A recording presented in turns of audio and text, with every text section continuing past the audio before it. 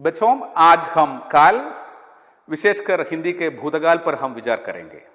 काल किसे कहते हैं और भूतकाल कितने प्रकार के हैं और उसकी परिभाषा क्या है आदि पर हम आज विस्तार से विचार करेंगे। पहले हम देखेंगे काल किसे कहते हैं। आप बोर्ड पर देखिए, अनेक घड़ियां तो देख सकते हैं।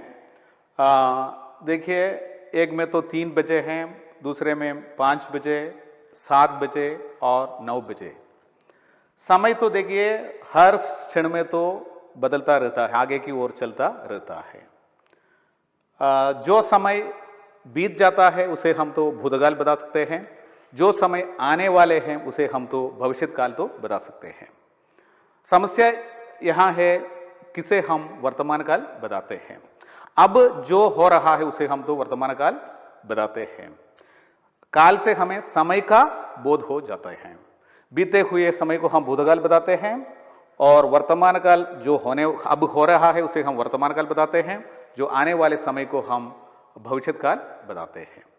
अब इसकी परिभाषा देखिए, क्रिया के जिस रूप से कार्य करने या होने के समय के बारे में पता चले उसे हम काल कहते हैं। अच्छा देखिए, विशेष रूप से हम सभी लोग तो एक मानते हैं, सभी भाषा में एक मानते हैं। काल तो मुख्य रूप से 3 प्रकार के हैं, भूतकाल, वर्तमान काल और भविष्यत काल। जो बीते गए हैं उसे हम भूतकाल कहते हैं, जो आने वाला समय है उसे हम भविष्यत काल कहते हैं, जो अब जो हो रहा है उसे हम वर्तमान काल बताते हैं। आगे हम देखिए, हिंदी के भूतकाल कितने प्रकार के हैं, भूतकाल किसे कहते हैं। क्रिया के जिस रूप से कार्य का बीते हुए समय में संपन्न होने का पता चले उसे हम भूतकाल कहते हैं। भूतकाल के प्रकार देखिए, हिंदी में भूतकाल 6 प्रकार के माना जाता है और सामान्य भूतकाल, आसन्न भूतकाल, पूर्ण भूतकाल, अपूर्ण भूतकाल, संदिग्ध भूतकाल और हेतुमत भूतकाल। सामान्य भूतकाल इसे हम सिंपल पास्ट टेंस बताते हैं। हम सभी कालों पर हम विचार करेंगे एक एक लेकर। सबसे पहले हम सामान्य भूतकाल पर विचार करेंगे। सामान्य भूतकाल की परिभाषा आप देखिए, जिस क्रिया से भूतकाल में क्रिया के सामान्य रूप से बीते समय में पूरा होने का संकेत मिलता हो उसे हम सामान्य भूतकाल बताते हैं। जो क्रिया के सामान्य रूप से जो संकेत मिलता है, जो समय बीते हुए समय में तो वो पूरा करने का बोध तो हमें मिल जाता है। देखिए, सामान्य भूतकाल का अध्ययन करते समय हमें 2-3 बातों पर जरूर विचार करना है। हमें तो अकर्मक क्रिया और सकर्मक क्रिया माने क्या है उस पर भी नजर डालना है। अकर्मक क्रिया माने क्या है और सकर्मक क्रिया। अकर्मक क्रिया जिस वाक्य में क्रिया का फल सीधे कर्ता पर पड़ जाता है उसे हम अकर्मक क्रिया बताते हैं। उसमें कोई कर्म तो नहीं दिखाई देता है। देखिए, मोहन आया, वह गया, तुम आए, आप आए, लीला रोई, लीला और मीना गई, आना जाना, समझे, चलना, उड़ना, दौड़ना, नहाना आदि आदि क्रियाएं हिंदी में हम अकर्मक क्रिया, सदा के लिए अकर्मक क्रिया माने जाते हैं। लेकिन सकर्मक क्रिया का मतलब क्या है? जो जिस वाक्य में क्रिया का फल कर्म पर पड़ता है उसे हम तो सकर्मक क्रिया बताते हैं। विशेष रूप से देखिए, सामान्य भूतकाल में सकर्मक क्रिया आएंगे तो हम कर्ता के साथ ने प्रत्यय जोड़ना जरूरी है। सबसे पहले हम अकर्मक क्रिया रूप इसे हम इंट्रांसिटिव वर्ब बताते हैं और इसके फॉर्म में जो आते हैं उस पर हम विचार करेंगे। देखिए, मोहन आया, मोहन आया, आना क्रिया तो एक अकर्मक क्रिया है, उसके साथ तो ने प्रत्यय हम नहीं जोड़ सकता है। अच्छा देखिए, अब तो हम कर्ता के अनुसार तो क्रिया का रूप तो बदलता रहता है। एक सामान्य भूतकाल में क्रिया का सामान्य रूप से भूतकाल में सामान्य रूप से होता है। मोहन आया, मोहन केम, वह गया, ही वेंट, तुम आए, यू केम, आपके लिए भी सेम प्रयोग तो किया जाता है, यू केम। लीला रोई, लीला क्राइड, लीला और मीना गई, लीला एंड मीना वेंट। देखिए, इन सभी क्रियाओं में हम कर्ता के साथ तो ने प्रत्यय नहीं जोड़ता है। लेकिन सकर्मक क्रिया रूप तो आप देखिए, उसे हम ट्रांसिटिव वर्ब बताते हैं। ट्रांसिटिव वर्बल फॉर्म तो आप देख लीजिए। राजू ने देखा, देखा शब्द तो सकर्मक क्रिया है और लेकिन देखिए वहां तो एक कर्म तो जरूर होता है, विद्यमान है। राजू ने पुस्तक देखी या राजू ने सिनेमा देखा। लेकिन देखिए, जब तो वहां कर्म वहां विद्यमान नहीं है तो हमें सदा के लिए तो क्रिया का रूप तो पुल्लिंग एकवचन में लिखना चाहिए। राजू ने देखा, राजू सो। राजू और रमेश ने देखा। देखिए, यहां कर्ता तो बहुवचन है, फिर भी हमें तो क्या है, क्रिया का रूप तो पुल्लिंग एकवचन में ही लिखना चाहिए। देखिए, राजू एंड रमेश सो। मैंने आम खाया। आम शब्द देखिए, आम शब्द तो वहां पुल्लिंग है, पुल्लिंग एकवचन है, इसलिए तो हमें क्या है, क्रिया का रूप तो खाया, समझिए, एकवचन में ही लिखना चाहिए। आई एट ए मैंगो। मैंने 2 आम खाए। देखिए, 2 आम, आम का शब्द वहां कर्म तो पुल्लिंग बहुवचन है, इसलिए तो हमें खाना शब्द का देखिए खाए बहुवचन में तो लिखना चाहिए। सीधा ने चित्र देखा।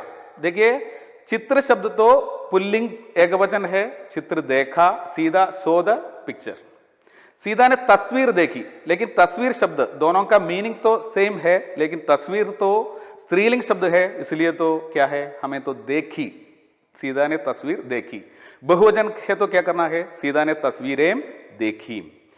सीधा ने तस्वीर देखी, सीधा सो द पिक्चर। मोहन ने गाना गाया। गाना शब्द तो पुल्लिंग है, इसलिए तो पुल्लिंग एकवचन में होना है। मोहन ने गाना गाया, मोहन संगे सॉन्ग। सीधा ने गाना गाया। देखिए, सीधा संगे सॉन्ग, सीधा के अनुसार नहीं है, जो कर्म तो वहां होता है उस कर्म के अनुसार इसका वजन तो बदलता है। राम ने सीधा को देखा। देखिए, एक दूसरा रूल भी है, अलग रूल है, जो क्रिया के, देखिए, कर्म के बाद कोई प्रत्यय आते हैं तो हम सदा के लिए तो पुल्लिंग एकवचन में लिखना चाहिए। सीधा ने, राम ने सीधा को देखा, राम सो सीधा। आगे हम पढ़ेंगे, देखिए, आसन्न भूतकाल। देखिए, इसे हम इंग्लिश में हम प्रेजेंट परफेक्ट बताते हैं। इसके लिए तो एग्जाम्पल हम देखेंगे। यहां भी देखिए, अकर्मक क्रिया रूप तो पहले देखेंगे, मोहन आया है। जो सामान्य भूतकालिक क्रिया के साथ तो हम देखिए है एकवचन है तो है, बहुवचन है तो हेम, तुम आते हैं तो हो आदि शब्द तो हमें जोड़ना चाहिए। इसका मीनिंग तो हम मिलता है। देखिए, मोहन आया है, मोहन हैज कम। हैज और हाव, प्लूरल में तो हम हैव का प्रयोग तो करते हैं। वह गया है, ही हैज गॉन। तुम आए हो, यू हैव कम। आप आए हैं, आप और तुम के लिए तो समान रूप से अंग्रेजी में यू हैव कम। लीला रोई है, लीला हैज क्राइड। लीला और मीना गई है, लीला एंड मीना हैव गॉन। देखिए, अब तो सकर्मक क्रिया रूप तो कैसे हैं, ट्रांसिटिव वर्बल फॉर्म तो देख लीजिए। राजू ने देखा है, राजू हैज सीन। राजू और रमेश ने देखा है, Raju and Ramesh have seen. मैंने आम खाया है। देखिए, एकवचन है, पुल्लिंग है, खाया है लिखना है। I have eaten a mango. मैंने 2 आम खाए हैं, आई हैव ईटन 2 मैंगोस। सीधा ने चित्र देखा है, सीधा has seen the picture. Sidha ने तस्वीर देखी है, तस्वीर स्त्रीलिंग है, सीधा has seen the picture, same in English. Mohan ने गाना गाया है और मोहन हैज संग ए सॉन्ग। सीधा ने गाना गाया है, सीधा हैज संग ए सॉन्ग। देखिए, इसी प्रकार अगले भूतकाल के रूप में हम देखेंगे पूर्ण भूतकाल। पूर्ण भूतकाल अंग्रेजी में हम बताते हैं पास्ट परफेक्ट बताते हैं। उसकी परिभाषा देख लीजिए। भूतकाल की जिस क्रिया से यह पता चले कि कार्य को समाप्त हुए बहुत समय बीत हो चुके हैं, उसे हम पूर्ण भूतकाल बताते हैं। It is happen much before, समझिए, बहुत समय पहले तो हुआ है। इसमें भी अकर्मक क्रिया का रूप तो देखिए, मोहन आया था, सामान्य भूतकाल के रूप है, उसके साथ था। एकवचन है तो था का उपयोग करना है। स्त्रीलिंग है तो थी और बहुवचन है तो थे। स्त्रीलिंग बहुवचन है तो थीम का प्रयोग तो होना चाहिए। देखिए, मोहन आया था, Mohan had come. It is in the past perfect tense में तो होता है मोहन हैड कम। वह गया था, ही हैड गॉन। एंड तुम आए थे और आप आए थे, यू हैड कम। लीला रोई थी, लीला हैड क्राइड। लीला और मीना गई थी, लीला एंड मीना हैड गॉन। यही तो इसका रूप है। लेकिन अब तो हम देखेंगे सकर्मक क्रिया रूप तो कैसे है। राजू ने देखा था, राजू हैड सीन। राजू और रमेश ने देखा था, Raju and Ramesh had seen. मैंने आम खाया था, I had eaten a mango. And मैंने 2 आम खाए थे, आई हैड ईटन 2 मैंगोस। सीधा ने चित्र देखा था, सीधा had seen A picture. Sidha ने तस्वीर देखी थी, सेम सीधा had seen A picture.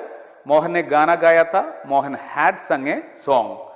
And सीधा ने गाना गाया था, सीधा हैड संग ए सॉन्ग। आगे हम देखेंगे संदिग्ध भूतकाल माने क्या है। डाउटफुल पास्ट हम बताते हैं और फ्यूचर परफेक्ट भी हम बता सकते हैं। देखिए, भूतकाल की क्रिया के जिस रूप से अतीत के कार्य के होने या करने पर संदेह पाया जाता है, संदेह पाया जाए, उसे हम संदिग्ध भूतकाल बताते हैं। जो पास्ट में भूतकाल में हुए हैं लेकिन वहां तो कोई संदेह तो रहता है, हमें उसे संदिग्ध भूतकाल बताना चाहिए।